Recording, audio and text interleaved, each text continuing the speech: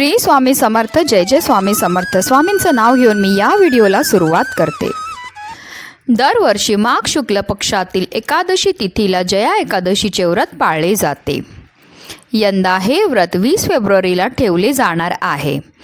सर्व एकादशीपैकी जया एकादशी ही अत्यंत शुभ मानली जाते. या व्रताचे पालन केल्याने व्यक्ती भूत, पिशाच आणि काळ्या छायाच्या तावडीतून मुक्ती मिळते असं म्हटलं जातं. धार्मिक मान्यतानुसार जी व्यक्ती जया एकादशीचे व्रत भक्तिभावाने पाळते तिला ब्रह्महत्या सारख्या महापापांपासून सुद्धा मुक्तता मिळते आणि त्याचबरोबर श्री हरी विष्णूंची सुद्धा कृपा मिळते आणि त्यामुळे आपल्या जीवनामध्ये सुख समृद्धी टिकून राहते. माघ महिन्याच्या शुक्ल पक्षाची एकादशी तिथी 19 फेब्रुवारी 2024 रोजी सकाळी 8:49 सुरू होईल आणि दुसऱ्या दिवशी म्हणजे 20 फेब्रुवारीला सकाळी 9:55 संपेल. उदय तिथीनुसार मंगळवारी म्हणजे 20 फेब्रुवारी रोजी जया एकादशीचे व्रत ठेवले जाईल. धार्मिक मान्यतानुसार भगवान श्रीकृष्णाने राजा युधिष्ठिराला हे व्रत सांगितले होते.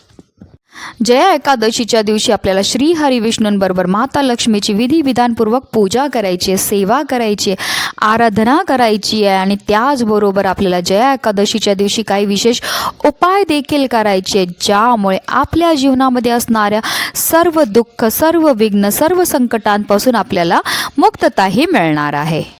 आणि म्हणूनच आपल्याला उद्या तुळशीला ही एक वस्तू अर्पण करायची, ज्यामुळे आपलं 7 पिढ्यांचं दारिद्र्य तर नष्ट होणारच आहे, पण त्याचबरोबर आपल्या कुटुंबाचं संरक्षण देखील होणार आहे. आपल्या घराची, आपल्या मुलांची, आपल्या पतीची भरभरून अशी प्रगती होणार आहे. आपल्या जीवनामध्ये सुख, समृद्धी, ऐश्वर हे कायम टिकून राहणार आहे. अतिशय प्रभावी असा हा उपाय जो उद्याच्या दिवशी प्रत्येक जणाने करायचं, त्याबद्दल सविस्तर माहिती मी तुम्हाला या व्हिडिओमध्ये देणार आहे. तर व्हिडिओ पूर्ण पहा आणि जर तुम्ही माझ्या चॅनलवर नवीन असतील तर चॅनलला सबस्क्राईब करा आणि शेजारी बेल आयकॉनसुद्धा प्रेस करा, जेणेकरून तुम्हाला माझ्या नवनवीन व्हिडिओचं नोटिफिकेशन हे मिळत राहील. हिंदू धर्मामध्ये तुळशीला अनन्यसाधारण असं महत्त्व आहे. ज्या घरामध्ये दररोज तुळशीची पूजा केली जाते, तिच्यासमोर दिवा लावला जातो, त्या घरामध्ये कोणत्याही प्रकारची नकारात्मकता राहत नाही. त्याचबरोबर त्या घरामध्ये कोणत्याही प्रकारचं दारिद्र्य हे राहत नाही. त्या घरावर कायम माता लक्ष्मीचा कृपाही होत असते, कारण तुळस म्हणजे साक्षात माता लक्ष्मीचं स्वरूप मानलं जातं आणि श्रीहरी विष्णूंना अतिशय प्रिय आहे ती म्हणजे तुळस. जर आपण श्रीहरी विष्णूंना नैवेद्य अर्पण केला आणि त्यामध्ये जर आपण तुळशीचं पत्र नाही ठेवलं तर तो नैवेद्यसुद्धा श्रीहरी विष्णू अजिबात ग्रहण करत नाही. एवढं महत्त्व आहे तुळशीचं. पण आपल्याला तुळशीला काही गोष्टी आहेत ज्या एकादशीच्या दिवशी चुकूनही अर्पण करायच्या नाहीत. जसं की तुळशीला आपल्याला एकादशीच्या दिवशी स्पर्श नाही करायचा आहे. त्याचबरोबर आपल्याला तुळशीला एकादशीच्या दिवशी जल देखील अर्पण करायचं नाही आहे, कारण तुळशी म्हणजे साक्षात माता लक्ष्मी आणि माता लक्ष्मीचं जे आहे एकादशीच्या दिवशी निर्जला व्रत असतं आणि जर आपल्याकडनं कळत नकळतसुद्धा तुळशीला पाणी अर्पण केला गेलं तर त्यामुळे माता लक्ष्मीचं निर्जला व्रत हे मोडलं जातं आणि त्याचे जे परिणाम आहेत ते आपल्याला भोगावे लागतात. म्हणून ज्या आहेत ह्या चुका आपल्याला अजिबात एकादशीच्या दिवशी करायच्या नाही आहेत. त्याचबरोबर तुळशीजवळ कधीही कोणत्याही प्रकारचा कचरा किंवा घाण नसावी. तुळशीचा आजूबाजूचा जो परिसर आहे तो नेहमी स्वच्छ ठेवावा. त्याचबरोबर तुळशीची पत्र ही कधीही सौभाग्यवती स्त्रीने तोडू नये. आपल्या पतीकडनं तोडून घ्यावा किंवा आपल्या मुलांकडनं तोडून घ्या आणि आवर्जून लक्षात ठेवा एकादशीच्या दिवशी आपल्याला तुळशीला स्पर्श नाही करायचं आणि त्याचे पत्रसुद्धा तोडायचे नाहीत. पण श्रीहरी विष्णूंना आपल्याला नैवेद्यामध्ये पत्र जी लागणार आहे ती आदल्याच दिवशी तुम्हाला तोडून ठेवायची आहेत. असं म्हटलं जातं की आपल्या घरावर येणारं कोणतंही संकट आहे ते सगळ्यात पहिला तुळशी मातेला माहिती पडतं आणि म्हणून तुम्ही बऱ्याचदा पाहिलं असेल काही घरामध्ये जे आहे एकदम बहरलेली तुळस असते, तर ती का असते तर त्या घरावर माता लक्ष्मीचा कृपा आशीर्वाद असतो. पण काही घरावर तुम्ही पाहिलं असेल तर तुळस लावली तर ती लगेच वाळून जाते, कोमजून जाते. तर का असं होतं तर त्या घरावर कोणत्या प्रकारचं संकट हे आलेलं होतं आणि ते संकट जे तुळशी माताने स्वतःवर घेतलं होतं आणि म्हणूनच अशा प्रकारे तुळशी माता ही वाळून जाते.